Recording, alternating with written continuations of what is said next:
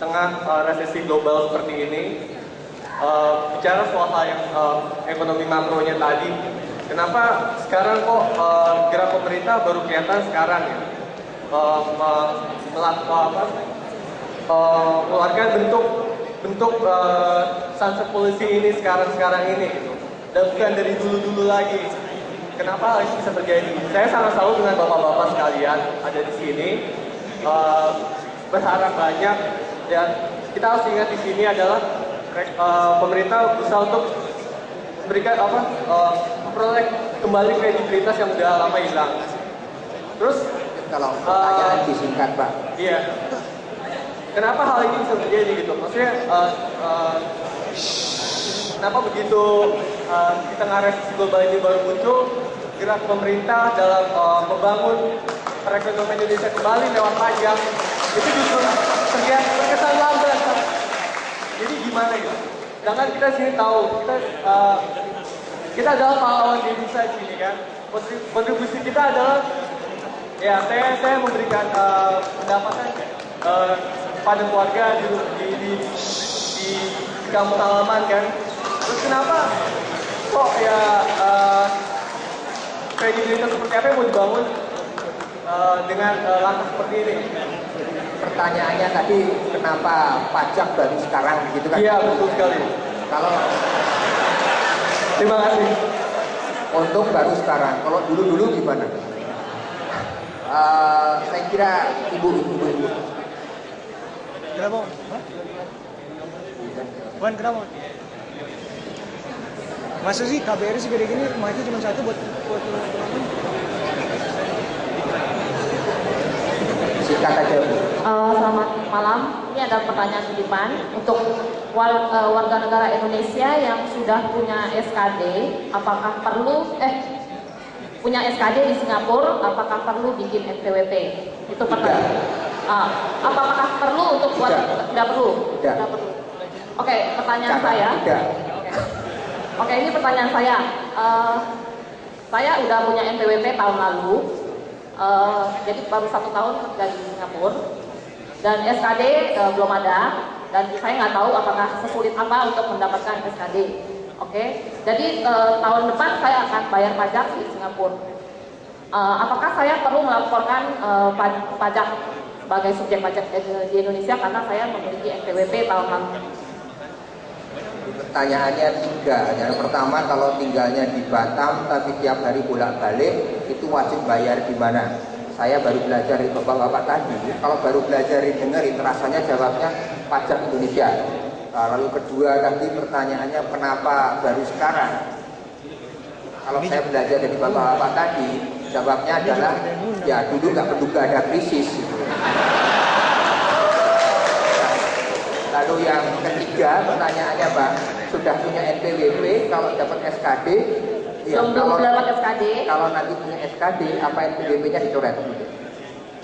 Kalau misalnya ibu sudah menjadi penduduk Singapura dalam hal pajak, ya tadi punya SKD Singapura dibuktikan, berarti kan ibu otomatis udah punya taxpayer identification number di sini, ya. Nah, ibu bisa minta, berarti ibu meninggalkan Indonesia untuk selama-lamanya, Bu. Ya. Sebagai bayar pajak. Kenapa? Meninggalkan Indonesia selama-lamanya. Iya, meninggalkan Indonesia pajak. selama-lamanya berarti NPWP-nya bisa dihapus yang di Indonesia. Berarti maksudnya dianggap sebagai warga negara asing. Iya. Tapi kan masih pegang KTP Indonesia. Untuk pajak nih kita bicaranya. Kita bicaranya pajak loh, Bu. Sebagai pajak. Kita bicara pajak ini. Jadi kita nggak bicara masalah nationality. Kita nggak bicara nationality, ya, untuk pajak. Ya, karena banyak yang orang udah tinggal di luar negeri bertahun-tahun, dia masih pegang paspor Indonesia, ya. Mungkin yang komuter ini kenapa sunset policy dilakukan?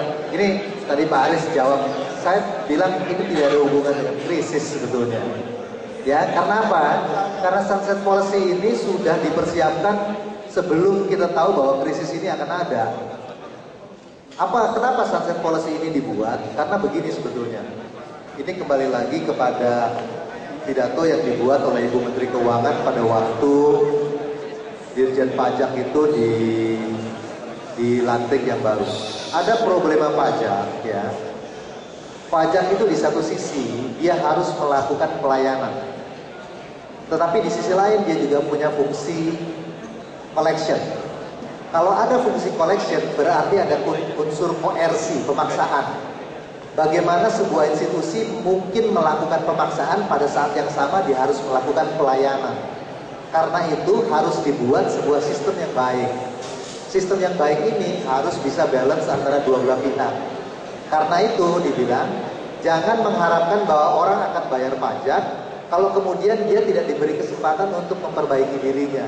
Ini sebetulnya ide daripada sunset policy. Makanya kalau Bapak Ibu dan kemudian memutuskan untuk punya NPWP, bunganya dari sanksinya itu tidak dikenakan. Karena filosofinya adalah memberikan ruang untuk sebuah sistem pajak yang lebih transparan. Dan ini nggak ada hubungan dengan krisis. Panitia berapa lama lagi? Bebas Pak. Sampai subuh. Ini bapak-bapak juga capek ya? Oh, nggak apa-apa katanya. Panitia bisa lagi. Oh, banyak sekali. Gimana caranya ini?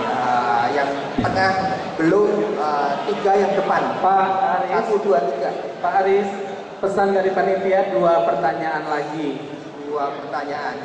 Yang depan sini belum, yang lain-lainnya nanti secara pribadi. 3 di depan, 1, 2, 3. Terima kasih. Saya bertanya untuk kasus student yang mendapatkan scholarship di Singapura. Saya kebetulan baru selesai student di sini, di mana scholarshipnya per bulan adalah $2.000 Singapura. Kalau diperhitungkan ke dalam rupiah, maka tidak termasuk yang wajib pajak. Sementara untuk scholarship di Singapura adalah free of tax. Nah sekarang pertanyaannya, apakah student yang menerima scholarship harus mengkontribusikan pajak ke Indonesia? Sementara kalau kita harus mengkontribusikan pajak ke Indonesia dengan uang 2.000 per bulan, apabila student itu sudah punya keluarga, hidupnya sudah susah. Jadi itu saja pertanyaan saya. Terima kasih. Terima kasih Pak. Saya langsung saja ke pertanyaan teknis Pak. Bagaimana teknis secara detail apabila kita mempunyai SKD yang Bapak maksudkan itu, secara teknis gimana? Terus efeknya nanti terhadap perlakuan kita akan perlakuan yang apakah sama dengan yang mempunyai NPWP. Jadi bagaimana teknis kita secara detail, ya teknis kita pelaporan atau input data kita terhadap kantor pajak yang ada di Indonesia untuk mendapatkan perlakuan yang sama sebagai warga negara yang mempunyai NPWP.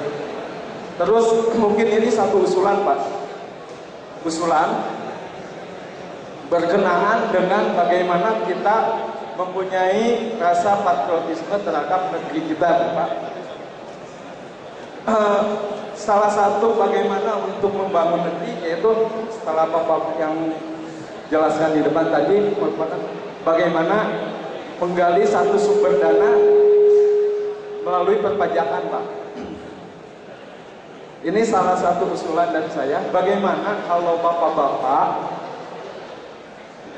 membangun satu sistem yang mana Bapak-Bapak bisa mengkolek partisipasi dari kita yang berbentuk simpanan hari tua kita